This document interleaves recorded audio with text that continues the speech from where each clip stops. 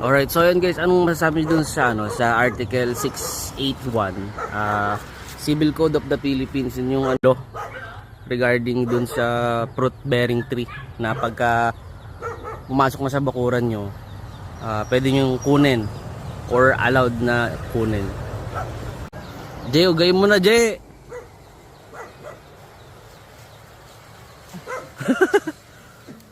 Sige, uga! Ay, sus!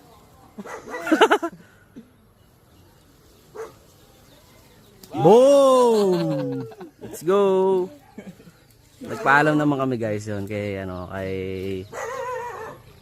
ate. Asan?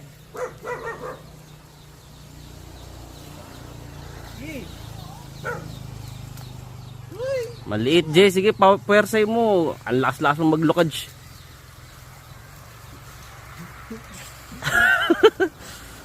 Yo!